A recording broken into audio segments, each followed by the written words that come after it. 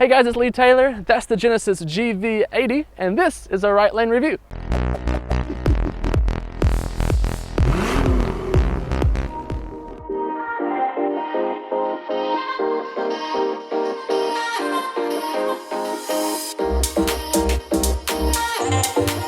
In the book of Genesis, one of the first things discussed is creation. Light from dark, earth from sea, life in all its glory, and on the seventh day the Creator rested. But I reckon he drove home on one of these. This machine is absolutely brilliant. Comfortable, poised, stylish, athletic, powerful, and above all, different. The GV80 radiates an essence of luxury and class just by sitting still. Beautiful lines, the big demanding grille, great proportions, and a classic silhouette. It's hard to look at this car and think, this is the first.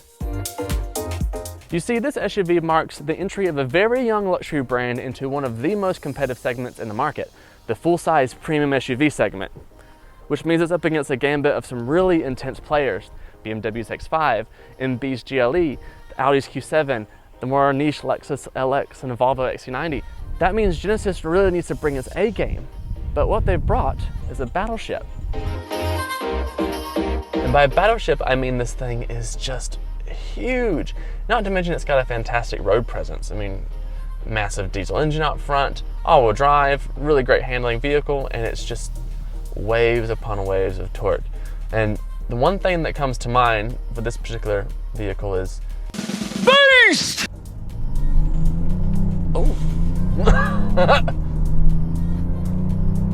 a little bit. Nearly a 3-ton SUV should not be able to do this. So the GV80 is in fact a massive machine. It takes up the road and it has an incredible presence, and part of that is this really lovely kind of luxury feel. I have to compare this car against the Germans for the sheer fact that this car's target is the Germans. I mean, BMW's X5, the Q7, the GLE, you could even say the Touareg, really, because the Touareg's over $100,000 now. In an endearing way, I've kind of come to really enjoy this car this week for the sheer fact of its presence. I mean, people just move out of your way. It's amazing. As a driving experience, the GV80 is a lovely place to be. It's quiet, it's super well insulated. You don't have run flaps on this thing, so you don't get any excessive tire noise. It's got all the tech you'd want: lane keep assist, semi-autonomous, cruise control, smart cruise, so it kind of steers to keep you in lane. Really good safety features: cross traffic alert, blind spot monitors, and the heads-up display even tells you if there's someone in your blind spot, which is even better. Blind spot cameras, which are so cool. You can actually see around the corner of this car when you turn your indicator on, and it'll show you what's in your blind spot, like visually on the dash, and that's fantastic, particularly in something the size of a small container ship. It's nice to have that as a feature.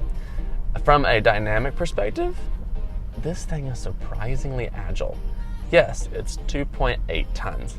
Yes, it's got a 588 Newton meter of torque diesel engine stuck at the front. Don't worry about the kilowatts, it's irrelevant. It's 208, I think. But 588 Newton meters of torque through an 8-speed gearbox. You chuck it into a corner, it feels really stable. This GV80 in general, it sticks Pilot Sport tires, Michelin's, around 22-inch wheels, which are massive. And it sticks. All-wheel drive, but it's a rear drive bias with a locking rear differential. And if you find yourself on a gravel road or a bit of a dusty highway and you want to have a little bit of fun, it will do it easily.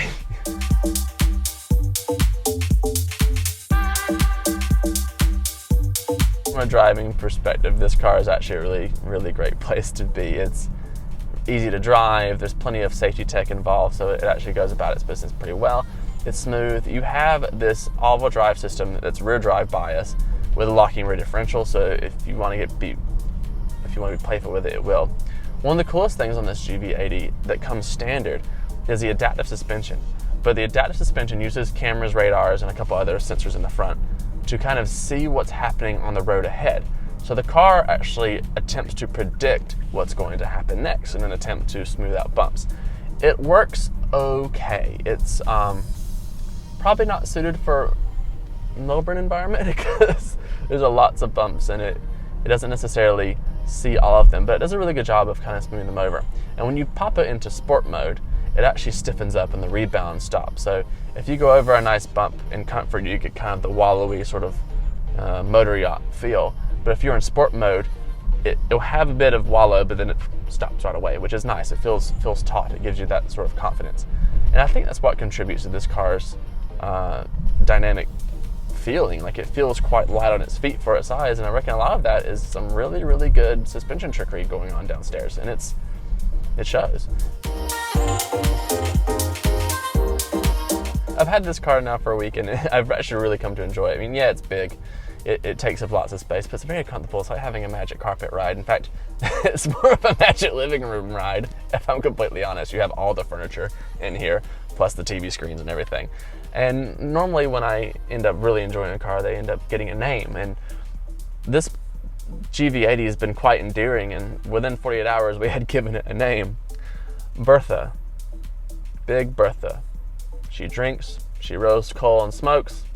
She's a little bit overcome. She tries her hardest. She's got a lot to pack and a lot to say. She's nice to have around. So, well done, Genesis. Well done.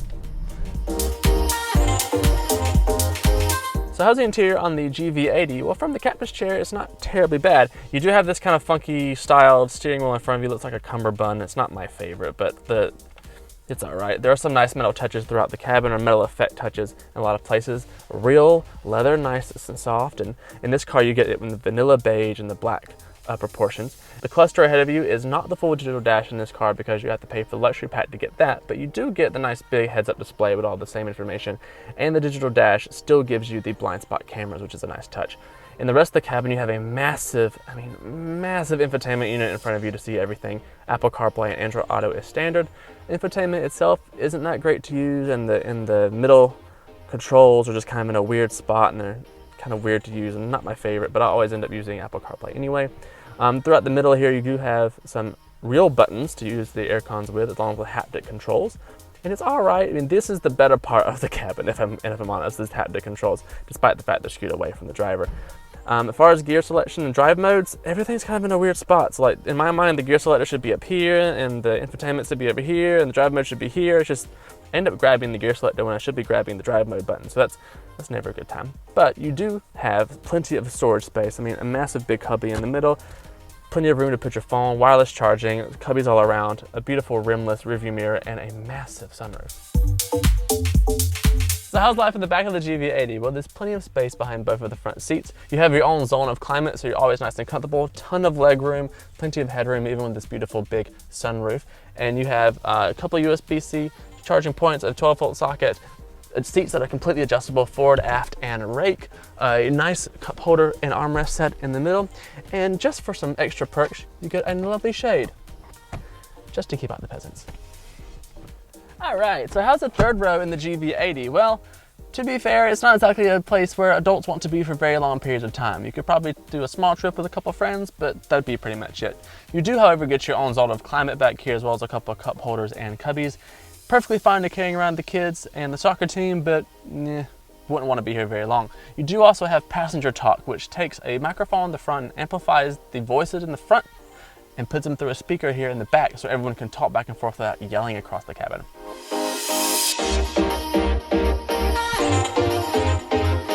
So how's life in the boot? Well, it's not too bad. You got plenty of space back here, so you could easily do a trip to Bunnings or IKEA, maybe a dog crate or two as well, and you can easily take cross-country trips with tons of baggage, particularly with the seats folded down. And if you're really into it, you could probably get a couple of adults back here too. But be careful, there's no spare tire. So what's the tops, bottoms, and final verdict on the brand new Genesis GV80? Well, on the bottom are a couple of really weird teething things that have to do with the fact that this is a fairly new luxury brand, so they're still trying to figure out their way. There's some ergonomic things I don't really care for, like position of controls and some other bits and bobs on the infotainment unit, and it's massive. I mean, this thing is huge. So if you're not the whole big car thing, this probably isn't for you. And it needs a bit better braking package. All this dynamic prowess, and it just feels a bit under-braked for something this powerful. So what's on top for the GV80? It's absolutely stunning in the flesh. I mean, it's a fantastic looking machine. Every angle, it's got a good angle. All the lines, everything looks great. The interior styling is spot on. It's got a ton of tech packed into a really, really good package. Dynamically, it's light on its feet and it feels great to drive. It doesn't drive nearly as big as it actually is or parks. And overall, for the price you pay at $95,500, it's fantastic. It's a ton of kit and a really well-priced package. So So what's my final verdict on the brand new Genesis GV80? Well, considering that they're the new kid on the block, I think Genesis has really hit this one out of the park. So if you want a big SUV that's got class, presence, size, tons of drivability, and it feels great on its feet, this might just be the beast for you.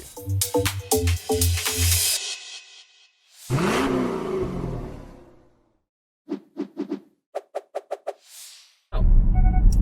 Yes, I know, you're too big to fit in the Lamb. It's okay. We all have hips.